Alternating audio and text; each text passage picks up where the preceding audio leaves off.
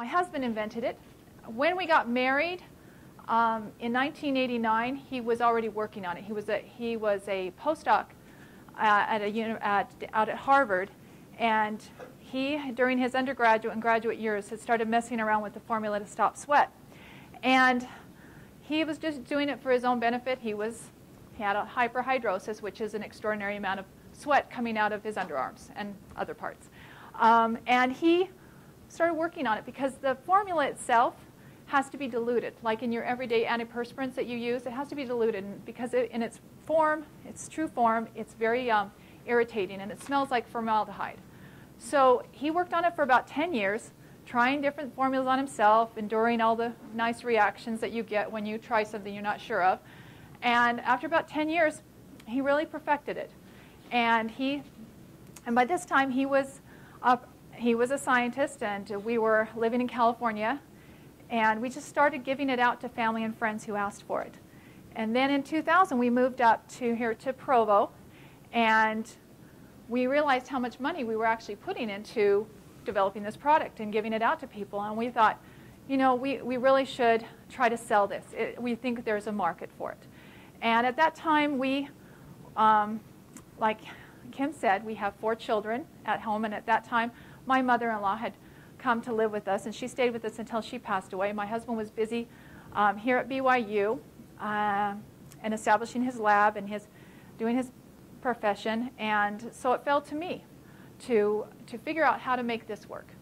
So in 2003, I took a class at what was then UVSC. It was one of those nice extension courses they offer at night, and it was a 6-week course called How to Start a Web-Based Business.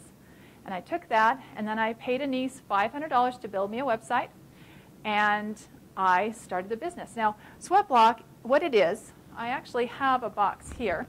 Let me just open this up. What it is, you should know a little bit about it before I start talking more about the business. It's just a once-a-week application. People do it before they go to bed at night. It's a soaked pad in the formula. The formula is in the pad, soaked, sorry. You just dab it under your underarm before you go to bed at night, let it dry, and then you don't sweat for a week. And that's what it is. So I wanted to talk just a tiny bit, before we get to the licensing, let's talk a little bit about Provo and Utah. Because I moved into an area that had a high concentration of entrepreneurs, which I'm finding is true all over Utah. And it seems that Provo-Orem area seems to be a nurturing environment for entrepreneurs. And I found that to be the case when I started trying to figure out how to start a business. I found people in my neighborhood and in my church group and through my children's school that had started business, and they were great. They gave great advice. I found resources online. Even in 2003, Provo City and the state of Utah were offering information on how to start a business and the forms necessary, all online. And so I was able to download those forms and fill them out. And the other thing I found is that the requirements were very simple. They wanted people to start businesses. They didn't put a lot of roadblocks in your way, especially for people like me who had absolutely no business experience. I didn't retain a lawyer. I didn't feel like I had to go to business school. It was a very good environment for me to start a business. And so we did. And now you have to understand that at this time, we had certain goals that we wanted to set. Where do I point this? No, I'm going to go back a little bit. Okay, I want to talk about the goals that let's go forward. There we go. This is what we came up with. I was a stay-at-home mom. Like I said, my mother-in-law was living with us at the time. 4 children at home, husband busy with his career, no business experience. But we felt like we had a responsibility. We had this product. It was a good product. We felt like we had a stewardship over it. It wasn't necessarily that we wanted to make $1 million and get rich and change our lives like that. But we did feel like we had been given this opportunity to provide additional income for our family and to put something out on the market that was truly new and hopefully would help people. So we, with that in mind, we just established a very simple business plan. And we started it, we said it had to be self-sustaining within 6 months. We invested less than $1,000 of our own money completely to start the business. And we said, we'll give it 6 months. If it's not self-sufficient that time, we'll just shut down the website and go on. It would be all home-based. Everything would be done everything we did was right from the home. We emphasized customer service because we realized early on that our product would have to survive by word of mouth and by our repeat customers. We had no advertising budget, no way to market it, none of this networking stuff that's so foreign to me. We had to rely on giving people the best possible experience and hoping that that would be enough to grow the business. And then we also didn't want to go into any debt. We didn't know how long we could sustain the business, but we weren't willing to risk our family's livelihood. I didn't draw a salary from it. We were fortunate enough that we were able to live on one income while we were developing this business. That, I have to say, knowing other people, I realize the risk that are involved in starting a business, and a lot of that has to do with your overhead. If you're trying to draw a salary, if you're trying to pay for a lot of starting costs, I know that that can kind of doom a business until revenue starts coming in. We have the luxury of not having that to be the case. And so we started the business. And I showed there's a previous slide, I didn't know any of this stuff. I didn't know where to go. I didn't know what to do. So I had to just get online and start figuring out how to do things. We sold it for a while on eBay as well as a website. We used PayPal. We found a merchant account. I got a trademark on the Sweatblock logo. Over the next 4 years, I had quite an education as we navigated through this online business. Once again, I'm 49 years old. I started this business when I was 41. I've never been really tech savvy, as you can see, because I pretty much don't even know how to work this remote. So I was amazed at how I was able to build a business simply by looking online and asking questions online and finding the answers and making mistakes and then not making that mistake again and learning as I went. I didn't even know about web domains or how to protect yourself or surround yourself with other domains that will protect and web hosting and different website divisions. But it learned as I went. And I think probably the best part was that as I learned, I got braver because I realized that these mistakes were my own and that I wasn't harming anybody. I was just moving forward and learning. And it was a great experience for our family as we did that. So this was our very first packet. And my husband would mix up the formula in the garage. This was very basic. He would mix up the formula in the garage, and we would sit around the kitchen table. I had found these cute little foil packets online. We had a bunch of stickers made for the front and the back, and we had a sealer and a little pipette thing that would measure out the fluid in a little pump action. And the 6 of us would sit around the table, including my 5-year-old. She was the one that got to put the yellow sticker on. And we would sit around the table and we would assemble the sweat block. There was no box for it or anything at the time. I would just put 8 packs together and I would sell them online for $6 a box. Okay? So that was our very beginning. We actually did that for 3 years. We actually sold sweat block that way. Let me see. I don't want to be missing anything here as I get going. The other thing that we did is that we gave free samples online. We knew that we needed to rely on people. We needed people to know that our product worked. And we couldn't afford a commercial or any of the way you work it online where you Google search and find your product. But what we could do is send out samples. And so we offered on our website a free sample. It didn't cost us very much, but that's how we got so much business. And we did that till 2008, until we really felt like, economically speaking, it wasn't good for us. And so we would offer everybody, and we'd just send them out in a little envelope, a little sweat block sample.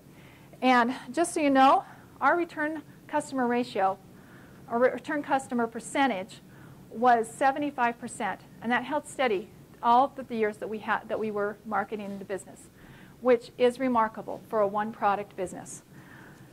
And then we went in 2008. We had grown the business enough that we started having a mass manufacturing run, and I had to convince a company in LA to run 100,000 units of sweat block for us, because to them anything under $1 million was just unacceptable. And so I had to do a lot of convincing that, hey, you know, we have a great future here. please, would you please, please, please, please, please do this run for us? And it was, and they finally did it for us. They weren't very good about the pricing. They said it would cost us more, and we took it, but we felt like it was important to move up to a more professional look. We had some design made that we wanted to be modern. We wanted to be clean. We needed it to appeal to both sexes because, as you know, the deodorant market is for both, it's divided, men and women. The product is basically the same, but they scent it differently for the men and the women. And we knew we could, we thought about dividing Sweat Block up that way. We thought about selling it to men and women separately. And then we thought that just, realistically speaking for us, we couldn't afford that. So we had to come up with something, a design that would appeal to both men and women. And so this is what we came up with. And they haven't really changed it much since we did that. So we're still assembling at our house. We get the boxes of the packets of Sweat Block, and we would assemble them, and my kids would make towers, and we would continue to sell Sweat Block online. And we did well.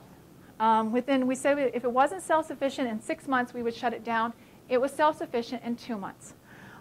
In 2005, let's see, 2005 we made $2,000 online. Now I know that's, for you people in the business school, that's chump change. But for us, that was pretty remarkable. The next year, 2006, we made $7,000. In 2007, our sales were $19,000. And in 2008, we made $43,000. We were very happy. Just by doing what we were doing, what was in that business plan that I showed you earlier, we had managed to more than double our sales every year. But then something happened. In 2009, we got a call in January from a producer at the Rachel Ray Show. And she said, I'd like to buy some Sweat Block because we're going to do a segment on it in the spring. Would you sell us some boxes? And of course I said yes. And then we didn't hear back from her because she was bound by something that they weren't going to tell us. And she says, look for the segment in the spring. I'll call you and let you know. And that was all the information she gave us. But by then I knew we had a product that worked. We had so much customer feedback from people saying this product has changed my life. And people were buying it. We knew that women were our demographic because they bought for themselves and they bought for the people in their families. So we knew who watched the Rachel Ray Show, and we knew who was buying our product. And I had great faith that this segment would change our company. So with keeping that in mind, we decided to take some risk. So in January, we decided to take out an SBA loan, and we ramped up production, and we got a warehouse for fulfillment, and we started preparing for spring. Even though we didn't know when it was going to air, we started preparing. And my husband, this is the part I talk about what I did, but we did this as a family. But my husband was so supportive of this venture, and we would discuss things, but every time he was always a little bit more cautious than I was each time we would make a step forward. But he would say in the end, I trust you, do what you think is right. And that gave me so much confidence to go ahead. And when I decided to take out the SBA loan, when I decided to proceed with the warehousing and the fulfillment, he thought this was unnecessary. He thought I was taking too big of a step. But I believed that Rachel Ray would be a success. And I thought, I have to be ready when this happens. So that was in January.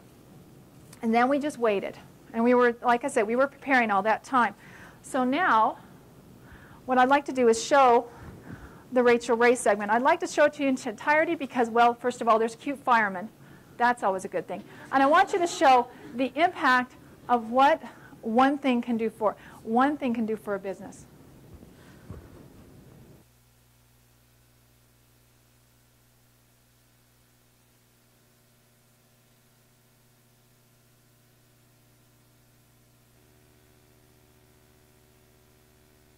And never letting them see you sweat is actually the focus of our next edition of Human Lab.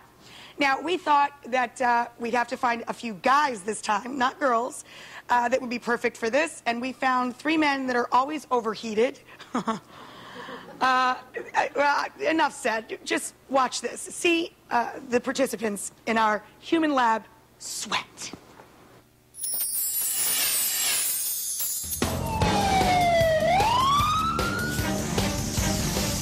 I do absolutely sweat more than the average person. 114, call firefighters. During the course of a 24-hour shift, If it's a very busy shift, we do not have the option of stopping to take a shower and clean ourselves up. It could get a little funky in the bunk room, let's say.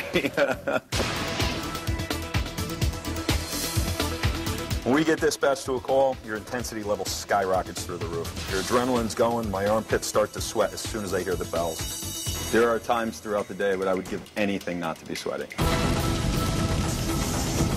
It's about 20 degrees out here. Feels like Bermuda inside these jackets, though.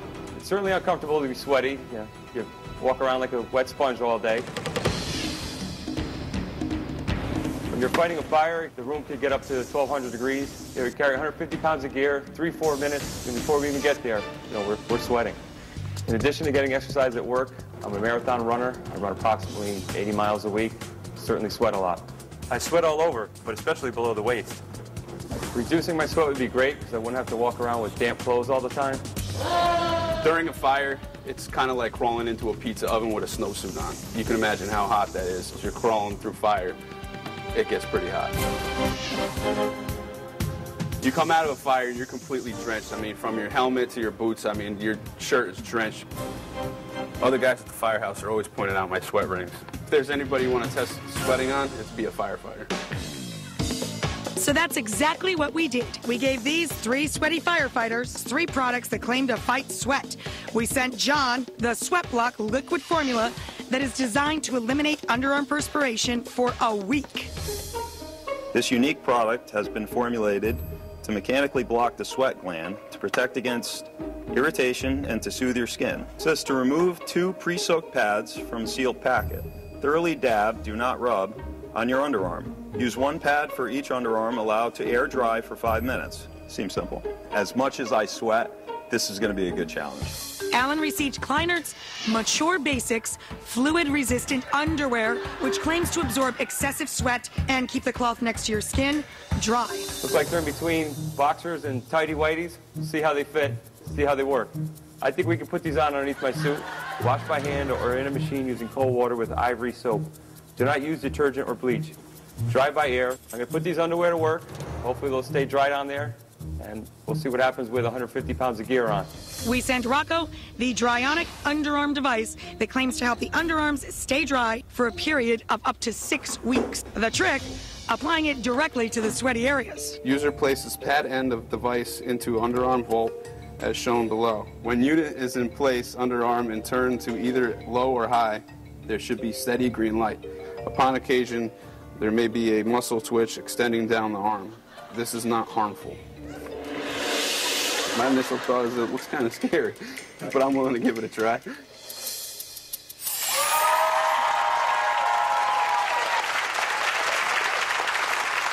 I think I'm going to need some of these products just to finish talking about this with those very good-looking firemen. We're going to meet them all next.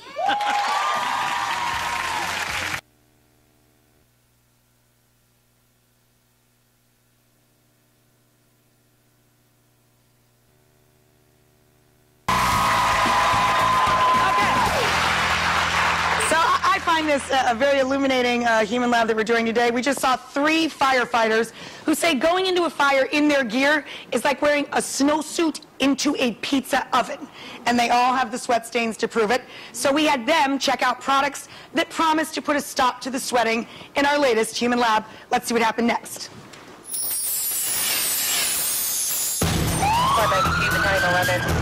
Fire. We gave John the Sweat Block liquid formula that is designed to eliminate the wetness for a period of 7 days. I was very skeptical when I got into testing this product, but after trying it for the first couple of times and using it day to day, it really is a good product. You apply the pad once a week, just did it every Sunday night, and yes, go about your day-to-day life, and you don't even notice that the product's on you at all. I have actually noticed a large decrease in the areas that I applied it to. I applied it to my underarms, and where my shirt will be completely soaked through after a fire or a workout, I will raise my arms, and there's dry patches underneath my arms. I would recommend this product to anybody. It was a very good product, and it actually works. It works well, because I tested it hard.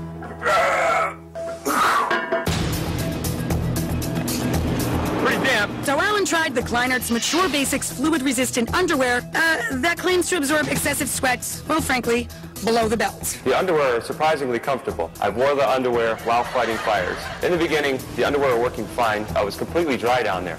But as weeks went on, the product wore out and it wasn't so fresh down there. Washing the underwear were more work than actually wearing the underwear. You had to hand wash them in cold water with a special soap, and I had to hang them on a line with my wife's pantyhose. I would recommend this underwear to people that would maybe be sitting in a hot office all day, or somebody that might sit on their rear end all day. For Rocco, his problem is that no underarm antiperspirant will ever do. So we knew he had to take it to the extreme. He tried the Dryonic underarm device that claims to help the underarms stay dry for a period of up to 6 weeks. You just turn it on and hold it there for an hour or 45 minutes, and then you just take it out and clean the pads. The product is pretty time-consuming because you have to use it 7 times for 45 minutes over the course of a week. Week. Since I started using the Dryonic, it's not stopped me from sweating, but it's less sweat, I've noticed. So we're back, and so is our friend Dr. Carey. Please welcome Dr. Carey back to our show. And all of our firemen are with us in the front row as well. I know. So, Dr. Carey, I mean, is there a physiological reason that we sweat to begin with? Sure, we sweat to cool off when we're hot, when we exercise. It's our natural body's process for cooling. And it's controlled by what's called the sympathetic nervous system. But for some people, this nervous system is overactive, which will cause excessive sweating beyond what's normal, uncontrollable, and that's when it's called hyperhidrosis, which can be a big problem for a lot of people. So, John used the sweat block, and you liked it. You said it was great. I did. I was the most skeptical person in the world going into this. I didn't think that anything could stop my underarms from sweating. After trying it for 6 weeks, absolutely amazing. Fought 3 fires with it, countless hours of training, my workouts. First day back after a fire, took the jacket off. You could have wrung out the shirt, arms up in the air, dry as could be. So cool. So explain how this product works. This is a very effective product. Sweat Block is made of aluminum chloride, which is stronger than what's found with over-the-counter antiperspirants, and it works by blocking the sweat glands. Actually, the aluminum goes into the ducts of the sweat glands, makes them swell, and so the sweat cannot escape. And it actually is in a prescription strength as well, which is a little bit stronger than what the Sweat Block is. So this is a great intermediate step for people who aren't really getting the effectiveness that they need from the over-the-counter antiperspirants, but they still want something before having to go to the doctor to get a prescription. And that's not medically dangerous, because you can perspire to other parts of your body. That's right. Okay. So we got 1 winner so far. I'm taking some of those. Yeah. Very good. Okay, so Alan, God bless him, who runs 80. Yeah. Okay. The next 2 products fail miserably, as you see. And I thought I'd just stop it there. This was a watershed event for our company, as you can see. I couldn't have done it better if I had written it, produced it, cast it, everything. It was firefighters. Who doesn't trust a firefighter? And they were cute. And they loved our product, and he used it correctly, and he read the box. And Rachel Ray said she was going to take some home. And they had a doctor that came on and promoted our product and literally changed our lives in that 12-minute segment. But I was confident that was exactly what was going to happen. What I didn't anticipate was that the other 2 products would so ridiculously fail. And they did. In fact, poor Rocco, the one that had to do the electronic, he got shocked a couple times. And just so you know, we took care of those firefighters. John, the firefighter who tested us, we sent his firehouse a steak gift basket for his entire firehouse with barbecue sauce and steaks and plenty of Sweat Block. And we even sent Rocco some Sweat Block, too. But this was remarkable for us. In fact, it was so remarkable that, let me show you what happened to the sales in 2009. That's what happened. That year in 2009, we made $239,000, still with no additional marketing or advertising, just simply because I knew we were ready. We were ready when those orders started coming in because I had faith in our product and I was willing to take that much of a risk. And that's what happened. It was remarkable. It was fun. It was fun for our whole family because we had watched it grow. There is nothing like having a family business that your children are invested in, that they are part of this. So when you see a success, that it instills in them that hard work can pay off, and then you can have this kind of success. And it was great for them to see this happen. So what we did is I decided to take $5,000 and take a little risk, because as you probably know by now, we're not risk takers. Took $5,000 and I hired a PR firm, just a local PR firm that somebody had recommended. They said they would do a good job for you. I said, I asked them to take $5,000 and see how far they could spend it to give us as much exposure as possible, taking off in the Rachel Ray. I thought, we've got to be able to milk this for everything it's worth for as long as we can. And they did a really good job with just $5,000. We ended up in Glamour magazine. We ended up on Good Morning America. I did radio interviews for Fox News. I did an actual sit-in interview with the local Fox News. Local stuff, Daily Candy. Some of you know that's big fashion, and a magazine online, Forbes.com. There were over 60 different articles or newspaper blurbs with something about Sweat Block in it, all positive, all that went out in the few months following Rachel Ray. And we did capitalize on it, and it was very successful. I was very pleased with what we did. So then we had to come up with a new plan. And we thought, okay, we've got to rethink what we're doing here. And we, of course, were now not making it ourselves. We were no longer fulfilling the orders ourselves. But what we wanted to do was expand our customer service. We wanted to make sure that all these new customers stayed our customers. And so we made sure that I hired my daughter, the one that was here earlier, hired her to do customer support on a part-time basis. And her only job was to take care of our customers and their needs. And so they would never feel, even as we got bigger, that they were ever neglected, that they always had a personal touch from us. Like I said before, we went and got an SBA loan for manufacturing. We had a very good relationship with our banker. He was very encouraging. It was a personal relationship that was fostered between our company and the bank, where we felt great support, so that if I needed something from them, I could call him personally and say, this is what is happening. They were very encouraging. It was Zions Bank, and they had a specific loan program for women-owned business. And while my husband and I were co-owners of the business, because I was a managing member, we were eligible for these women, I guess you could call them, for no other word, preferential treatments. And I used that to get our SBA loan in very reasonable terms and had a great relationship with Zions. The next thing, and I'll skip licensing for a second, we wanted to keep the company lean. Even though we were growing, we didn't feel like we wanted to start hiring. We contracted out everything that we needed to do because we just simply didn't. We wanted to keep this a home-based business, but we wanted to be as professional as possible. So accounting services, like I said, fulfillment, everything that we did, we contracted out because we felt like that was important for us to keep control of the company and just bring in professionals that were good at what they did, rather than try to hire somebody that could try to take care of it all, a business graduate or something that might not have that experience. And we were fortunate, once again, to live in an area where there's a lot of enterprising, very smart people who have started their own businesses, and they call them boutique businesses, where they service other small businesses like ours. And so and the last thing that we did is we went back to the very root of why we started the business. We wanted to generate a stream of income for our family. But my husband and I are not business people. We didn't ever plan to be business people. I came back to BYU. By this time, I was at BYU part-time. I wanted to get a degree in history. I didn't step foot in the business building, even though I was a businesswoman. It wasn't a passion of mine. I didn't have that drive that I see in a lot of people that pursue opening up their own businesses. I appreciate that passion. I think it's an amazing thing to watch somebody grow and nurture a business that they feel passionate about. But I'm also honest enough to know that that wasn't me. So we wanted to make sure we found somebody that had that passion and drive that could take our product that we believed in so strongly. We believed it had a huge future. But we knew that it wouldn't be the best place to have it in our hands.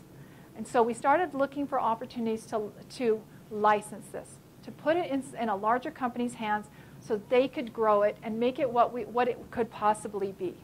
My husband was not going to do it. He loves his job here at BYU. He loves doing research and teaching and all the things that he does, this was not something that we were interested in, but we did have a stewardship, and we were concerned and wanted to make sure that the product was in good hands. So there were a couple of things that happened over the next year that came with the growth, and just go over them really quickly. When we went to mass manufacturing and we started upping the amount we were producing, we had a batch that came through with 300,000 units that dried out in less than a month. That nice little juicy wet packet that's in there, within a month they were drying out. 300,000 packets. And we thought, okay, well, our number one concern is our customers. We weren't sure which customers got the boxes that were drying out. So instead we went back 2 months and replaced every single order that had come into us. And so my daughter, who was working for us at the time, made up it was just a simple postcard. This is the front, this is the back. And we tried to make it, we had messed up. We wanted to make it right, but we didn't see any reason why we couldn't have a little fun with the fact that we had messed up. Actually, it wasn't our problem, it was manufacturers, but we take responsibility for it. So we just did in our family, we're just a bunch of geeks, and so we went after the Godzilla motif. We've had some problems at the plant. We sent them a little postcard. We sent them a new box of Sweat Block with our apologies. We don't think we lost even one customer from that big goof. And that was just representative of how we handled problems internally. We felt this personally, which is, I would say, we always took things personally in our business because we weren't business people. And that can also not be good for business as you grow. And we were aware of that. The other thing that happened is we had a ripoff that happened. The Magic Underwear guy, the Kleinarts, they weren't too happy with us. They actually ripped us off and produced something called Sweat Shield.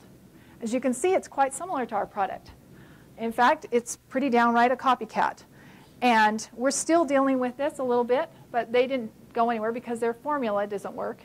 But this was something we had to deal with because they went right into our customer base and tried to take some of that.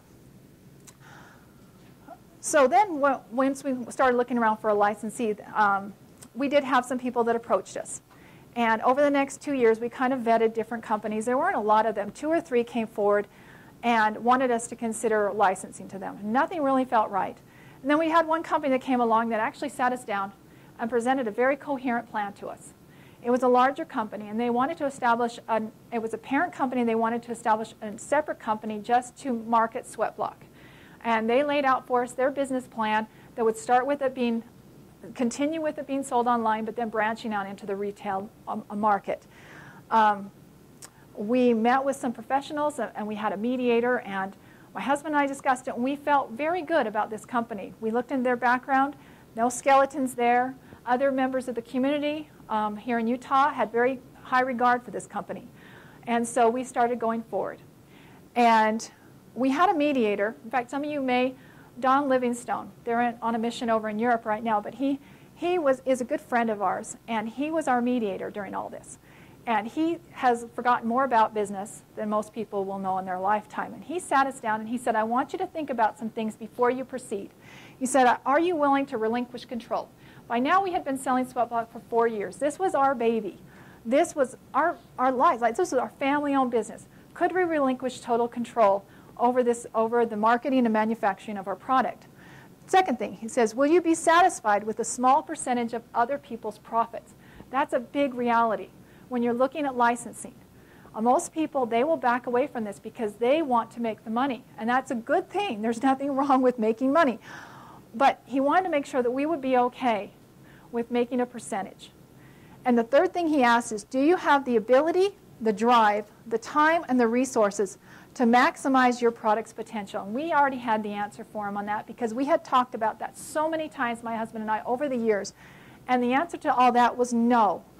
We don't believe that we had the ability or the time or the drive necessary to make Sweat Block what it could be. We believed it had much more potential than what we could develop in it. And so we were okay with all these things, but we felt that these are important things to consider. That's why a lot of people don't proceed with licensing, because they can't honestly say they are okay with these conditions. But we went ahead and we thought this was going to be a relatively painless process. We had had a mediator working between both parties. We worked up a little agreement that went to the lawyers with our basic needs of what we wanted. And then the lawyers got a hold of it. And for the next 4 months, I know, Kim, I'm sorry. You're a lawyer, I know. But she's one of those good ones. They went to the lawyers, and it just became the most painful process. And there were times when we wanted to pull the plug because we just simply couldn't believe the mire we had gotten ourselves in. We got to the point where I didn't know what was up or what was down. I questioned myself on everything that we did just simply because there was this endless cycle of going back and forth over these little things that we had thought we had agreed upon. And it became very frustrating, and our relationship with the other company became strained. But I still knew these were good people. I knew this company was good, and so I still remember this one time we were driving up to Glacier National Park. And if you've ever been up there, there's no cell phone reception up there. And we had just gotten back on the road. We were about to head up through a mountain pass where I knew we were going to lose reception. And the lawyer calls again to tell me that there's yet another issue with something that the other lawyer had already settled, and he already said he wanted, but then he wanted to change it back. And I hung up the phone, and the whole time we were on this vacation up there camping in this glorious part, all I could think of was, what have I gotten myself into? Everything was just going just fine. Why couldn't I have just left it alone? And I really questioned myself during this time. But I also had time, to center myself, to go back to the beginning what was our motivation for going forward? And I had to decide that this was worth it. And we pushed forward despite the lawyers. And in August of 2010, we signed our licensing agreement. And some of the you're probably going to take classes on licensing, so you probably are very aware of a lot of this. But most importantly, you have to understand, I'm going to wrap this up really quick. I want to leave some time for questions if you have any. Intellectual property. That's the most important thing you have to decide when you become when you license to somebody. What are you giving them? What are you keeping for yourself?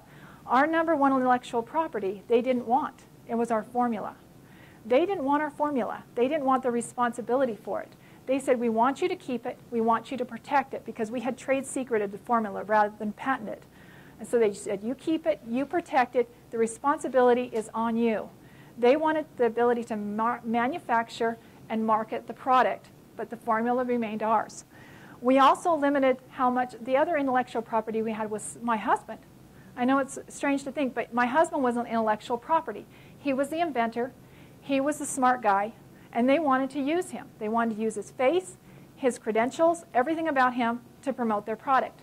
And we had to rein them in because my husband has a career, and we couldn't allow them to exploit his professionalism in order to promote the product, because it would jeopardize his career here.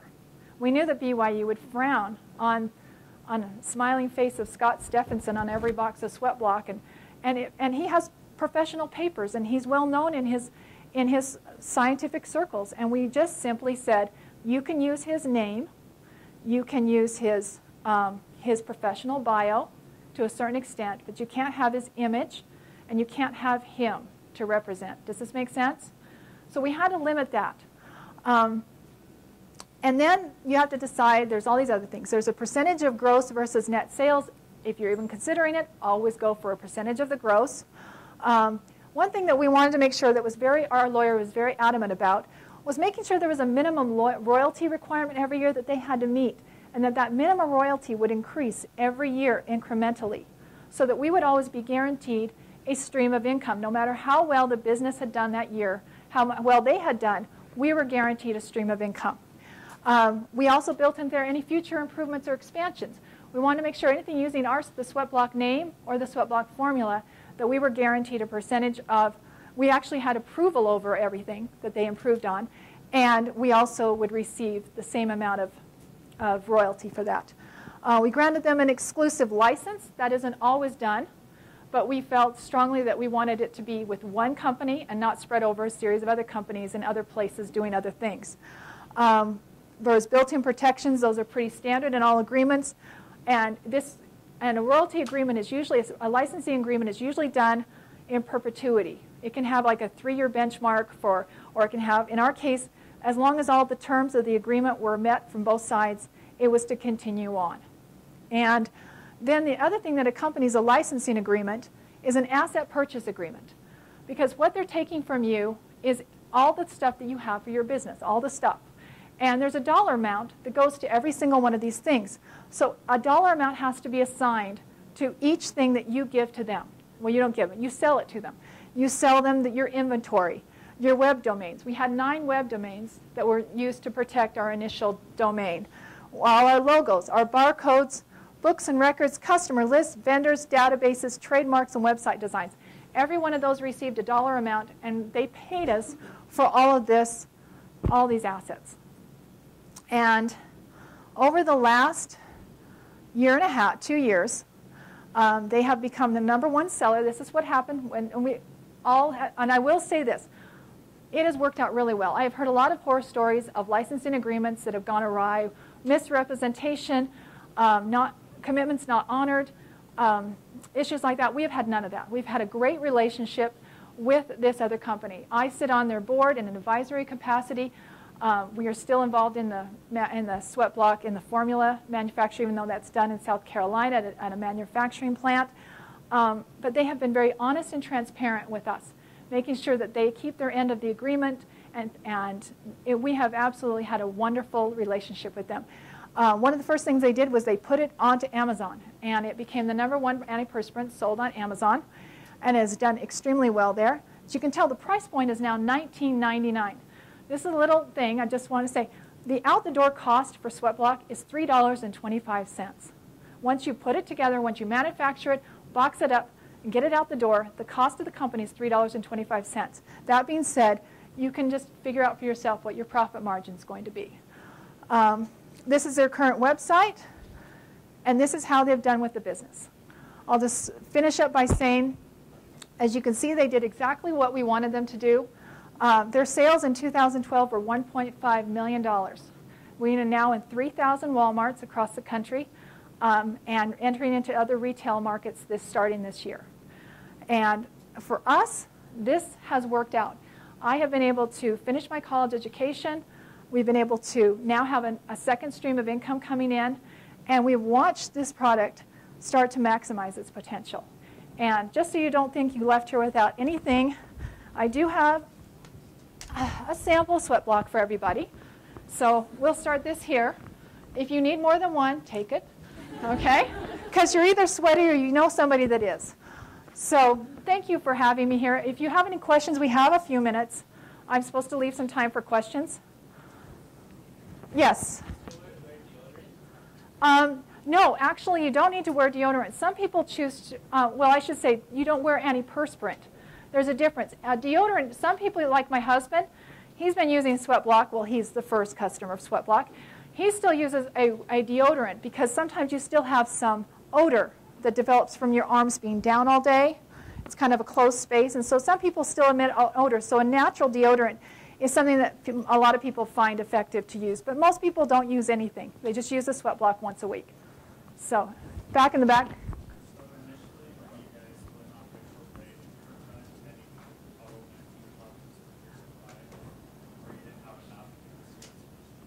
You know what? The question is, did we have problems with demand after Rachel Ray? And the answer is no, because I knew that we would actually, I was very confident we would be successful. And that is when we went out and got our SBA loan. That's when we upped our manufacturing.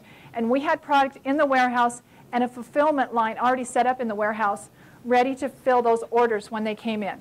Even before it aired, I believe, March 20, it was right around this time of the year, around March 23rd or something. And we had things in place. We were ready to fulfill orders. So does that answer your question? Thank you. Anybody else? Okay. Well, thank you for having me. I really appreciate your attention today.